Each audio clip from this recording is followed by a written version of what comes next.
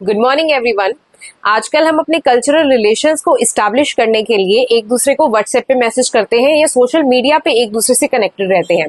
पर इमेजिन कीजिए अगर आपको ये कल्चरल रिलेशंस बनाने के लिए समुद्र पार जाना पड़े तो कैसा लगे। ये कहानी है कूला एक्सचेंज की या कूला रिंग की।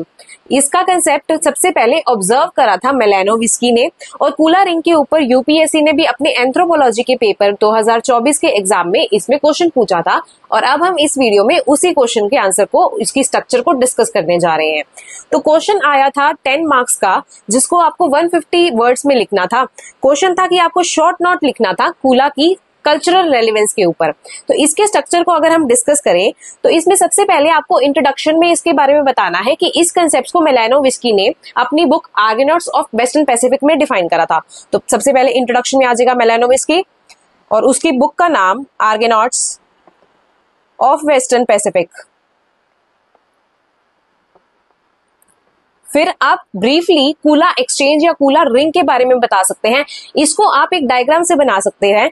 इन्होंने ये स्टडी ट्रोब्रियल आइलैंड, जो कि पपुआ न्यू गिनी, जो ऑस्ट्रेलिया के पास छोटे छोटे आइलैंड्स हैं, उसमें से एक है, उसकी स्टडी के बेसिस पे मेलानोविस्की ने ये कंसेप्ट दिया था। तो आप ट्रोब्रियल आइलैंड बना दीजिए अपने डायग्राम में और ट्रोब्रियल आइलैंड में किस तरह से कूला रिंग फंक्शन करती है वो बताते हैं। कूला रिंग का एक कम्प्लेक्स रूल्स होते हैं कि उसमें कोई एक पर्टिकुलर कलर का नेकलेस, जैसे कि क्लॉकवाइज डायरेक्शन में मूव करता है रेड शेल्ड नेकलेस, इस रेड शेल नेकलेस को जो क्लॉकवाइज डायरेक्शन में मूव करता है इसको सोलावा भी बोला जाता है या वीगन भी बोला जाता है। ये कीवर्ड्स हैं, आप इसको प्लीज अपने आंसर्स में नोट कीजिएगा। एंड सेकेंडली, जो व्हाइट शेल नेकलेस होता है ये एंटी क्लॉकवाइज डायरेक्शन में ही मूव करता है, इसको मवाली भी बोला जाता है। इसको भी आप जरूर नोट डाउन कीजिए अपने आंसर में। इस डायग्राम से आपको अच्छे मार्क्स स्कोर करने में हेल्प मिलेगी। ये ब्रीफ इंट्रोडक्शन के बाद अब हम जो सीधा क्वेश्चन की डिमांड है उस पे चलते हैं। क्वेश्चन में हमसे पूछा गया है कल्चरल रेलिवेंस ऑफ द कूला।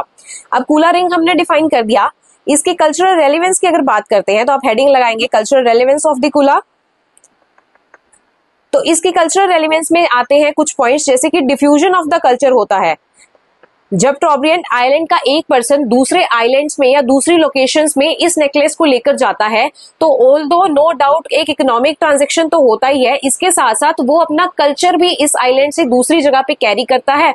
और अगर वहां पर वो लॉन्ग स्टे करके वापस अपने आइलैंड में वापस आता है तो इस तरह से वहां का कल्चर भी इनके आइलैंड में आता है। तो इस तरह से डिफ्यूजन ऑफ कल्चर होता है।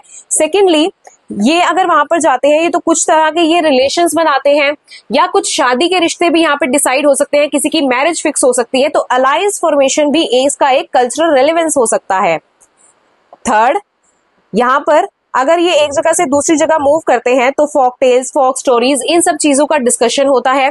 ये फोक स्टोरीज के साथ साथ और कंटेम्पररी स्टोरीज का भी डिस्कशन होता है, जिसको आप अपना 4th पॉइंट लिख सकते हैं कि आज के टाइम पे दोनों सोसाइटीज में क्या चल रहा है। तो उन स्टोरीज का भी डिस्कशन, जो जिस लोकेशन से एक पर्सन गया है और जिस दूसरी लोकेशन में गया है, इन दोनों लोकेशंस में वहां पे डिस्कशन होता है, कंटेम्पररी इश्यूज डिस्कस होते हैं। और स्टोरीज सबसे ज्यादा जिन स्टोरीज पे स्पेसिफिकली फोकस होता है, ब्रेवरी की स्टोरीज एक दूसरे के यहाँ पे सुनाई जाती है, जिससे ये ब्रेवरी का कल्चर प्रमोट हो। तो जिस तरह की स्टोरीज या लाइफ स्टोरीज, फोक स्टोरीज बताई जाती हैं, उनसे जो लेसन्स मिलते हैं उनका भी डिफ्यूजन होता है एक जगह से दूसरी जगह। तो ये भी इसका एक कल्चरल रेलेवेंस हो सकता है। इसके अलावा इकोनॉमिक ट्रांजैक्शन को तो हम इग्नोर कर ही नहीं सकते। इकोनॉमिक ट्रांजैक्शंस होते हैं, डिफरेंट जो स्पेसिफिक आइटम्स होती हैं वो एक से दूसरे आइलैंड या एक लोकेशन से दूसरे लोकेशन पे इस कूला एक्सचेंज के थ्रू फैलाई जाती हैं।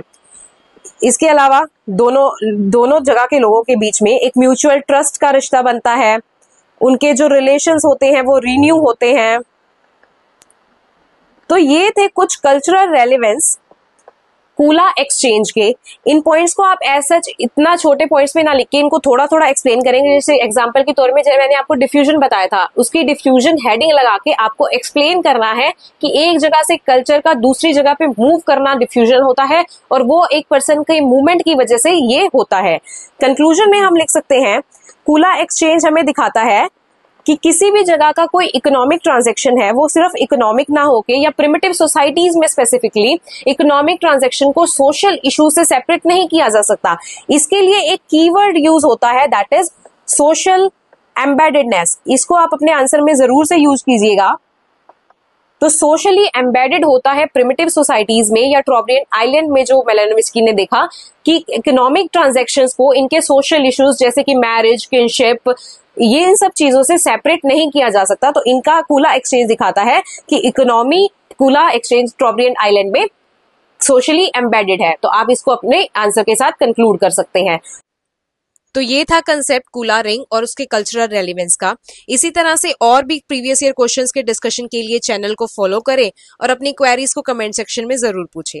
All the best for your preparation.